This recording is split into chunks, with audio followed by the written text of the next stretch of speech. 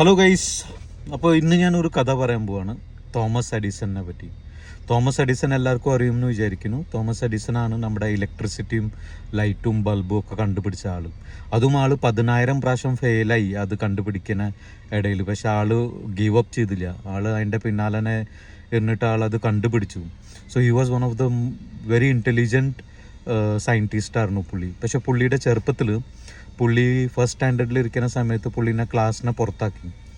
എന്നിട്ട് ഒരു ലെറ്റർ കൊടുത്തു ടീച്ചർ അമ്മയ്ക്ക് കൊടുക്കാൻ വേണ്ടി. ആ ലെറ്റർ എടുത്ത് തോമസ് വീട്ടിൽ വന്നു. അമ്മ ലെറ്റർ ഓപ്പൺ ചെയ്തു, റീഡ് ചെയ്തു. അപ്പോൾ തോമസ് അമ്മോട് ചോദിച്ചു, എന്താണ് അമ്മ ലെറ്ററിൽ എഴുതിക്കണേ?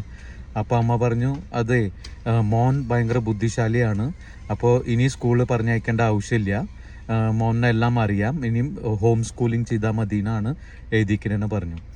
അങ്ങനെ തോമസ് എഡിസൻ്റെ അമ്മ അവനെ വീട്ടിൽ വെച്ച് പഠിപ്പിച്ചു. എന്നിട്ട് he become A great scientist. അപ്പോൾ ഒരു ദിവസം അമ്മ വയസ്സായി മരിച്ചു. അപ്പോൾ തോമസ് വീട്ടിലത്തെ സാധനങ്ങളൊക്കെ എടുക്കുന്ന സമയത്ത് ഈ പണ്ടത്തെ ടീച്ചർ ലെറ്റർ അയച്ചിട്ടുള്ളത് ആ ലെറ്റർ ഇവൻ്റെ കയ്യിൽ വന്നു. അപ്പോൾ ആ ലെറ്റർ ഓപ്പൺ ചെയ്ത് നോക്കി.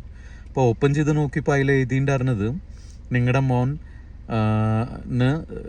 നോർമൽ സ്റ്റുഡൻസിൻ്റെ ഒപ്പം ഇരുന്ന് പഠിക്കാനുള്ള ബുദ്ധിയില്ല, അത് കാരണം ഇനി സ്കൂളിൽ പറഞ്ഞയക്കേണ്ട, നിങ്ങൾ വീട്ടിൽ ഇരുത്തിയാൽ മതി എന്നാണ് എഴുതിയിട്ടുണ്ടായിരുന്നത്.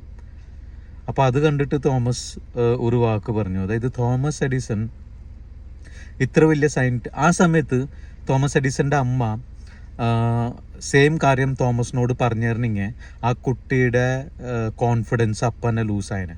അവൻ ചിലപ്പോൾ ഏറ്റവും വലിയൊരു മണ്ടനായി മാറിയനെ ജീവിതത്തിൽ. പക്ഷേ അവൻ്റെ അമ്മ വേറെ സ്റ്റെപ്പ് എടുത്ത് അവനെ അത് നല്ല പോസിറ്റീവ് ആക്കി പറഞ്ഞിട്ട് അവനെ അവൻ്റെ ബിലീവ് ചെയ്യിപ്പിച്ചിട്ട് അവൻ്റെ സെൽഫ് ബിലീവ് ആക്കിയിട്ട് അവൻ ഒരു വലിയ സയൻറ്റിസ്റ്റായി മാറി. അപ്പോൾ പറയാൻ വരുന്ന കാര്യം എന്താ വെച്ചാൽ, നമ്മൾ എപ്പോഴും നമ്മുടെ പിള്ളേരോട്, കുട്ടികളോട് എപ്പോഴും പോസിറ്റീവായിട്ട് സംസാരിക്കാൻ പാടുള്ളൂ. എന്തായാലും നമ്മൾ അവരെ നെഗറ്റീവ് പറഞ്ഞിട്ടുണ്ടെങ്കിൽ, നെഗറ്റീവ് കമൻറ്റ് അടിച്ചാൽ, അല്ലെങ്കിൽ നീ ഇങ്ങനെയാടാ, നീ അങ്ങനെയാടാ, നിങ്ങൾക്ക് ഇത് ചെയ്യാൻ പറ്റില്ല, അങ്ങനെ ഒരു തമാശയിൽ വരെ നമ്മളങ്ങനെ പറയാൻ പാടില്ല. അങ്ങനെ പറഞ്ഞു കഴിഞ്ഞാൽ എന്താ വെച്ചാൽ പിന്നെ വീണ്ടും അവർക്ക് ആ കോൺഫിഡൻസ് ഒരിക്കലും കിട്ടില്ല. ഈ കോൺഫിഡൻസ് ബിൽഡപ്പും പോസിറ്റിവിറ്റിയും എപ്പോഴും ആദ്യം പാരൻസിൻ്റെ അടുത്ത് നിന്ന് വരണം.